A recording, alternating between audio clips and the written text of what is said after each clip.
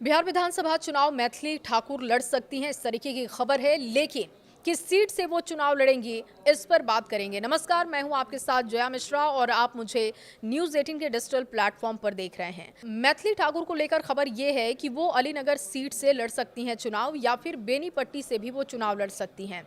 अब इन सीटों का समीकरण आपके सामने रखते हैं। देखिए, अलीनगर विधानसभा में ब्राह्मण, यादव और मुसलमान के अलावा कुर्मी मतदाताओं की संख्या अच्छी है।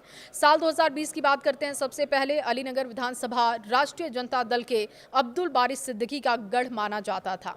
अलीनगर में उनका पैतृक गांव भी है। लेकिन 2020 के चुनाव में सिद्दीकी ने अपना चुनाव क्षेत्र बदलकर दरभंगा जिला के केवटी विधानसभा क्षेत्र से चुनाव लड़ा, जहां पर उन्हें पराजय का मुंह देखना पड़ा। 2020 के अलीनगर विधानसभा के चुनाव में राजद ने एक ब्राह्मण प्रत्याशी विनोद कुमार मिश्रा को उम्मीदवार बनाया, जो मात्र 3100 वोट से चुनाव हार गए।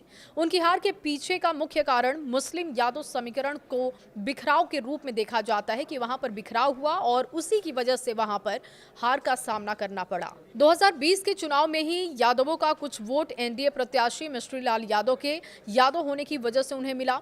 इस विधानसभा के चुनाव में लोजपा रामविलास के प्रत्याशी राजकुमार झा पाला बदलकर जदयू में शामिल हो गए हैं। वहीं दूसरी ओर राजद नेता अब्दुल बारी सिद्दीकी ने सबसे करीबी उनके माने जाने वाले संजय सिंह और पप्पू सिंह, जो कि पिछले चुनाव में विद्रोही उम्मीदवार के तौर पर खड़े हुए थे, तीसरे स्थान पर रहे थे और अब भाजपा का दामन वो थाम चुके हैं। देखिए, जदयू के राजकुमार झा और भाजपा के संजय कुमार सिंह उर्फ पप्पू सिंह पिछले 5 वर्ष से इस क्षेत्र में जमकर काम कर रहे हैं। पिछले दिनों एनडीए के अलीनगर विधानसभा कार्यकर्ता सम्मेलन में संजय कुमार पहुंचे हुए थे। राजकुमार झा मंच पर ही मौजूद थे और दोनों की आपस में लड़ाई हो गई। अब इस बीच लोक गायन के क्षेत्र में सेलिब्रिटी बनी मैथिली ठाकुर के चुनावी मैदान में उतरने की खबरों से माहौल बिल्कुल यहां पर बदलता हुआ दिख रहा है। मैथिली ठाकुर अगर यहां पर आती हैं तो फिर समीकरण क्या बनेंगे, अब इसकी चर्चा करते हैं। अगर मैथिली ठाकुर या कोई और बाहरी व्यक्ति उम्मीदवार बनने में सफल हो गया तो इस क्षेत्र में उन्हें भीतर घात का भी सामना करना पड़ सकता है। ऐसे में राजनीतिक जानकारों का मानना है कि बिहार में विधानसभा चुनाव का बिगुल बज गया है। विधानसभा चुनाव का बिगुल बजते ही चुनावी सरगर्मियां तेज हैं। सभी दल अब चुनाव में अपने दल की जीत सुनिश्चित करने के लिए तरह तरह के राजनीतिक समीकरणों को साध रहे हैं। इस बार का बिहार विधानसभा चुनाव एनडीए के लिए करो या मरो वाली स्थिति का भी है। दूसरी तरफ महागठबंधन की बात करें तो एनडीए सरकार को एंटी इनकम्बेंसी का फायदा उठाने के लिए जी तोड़ मेहनत करने में लगी हुई है।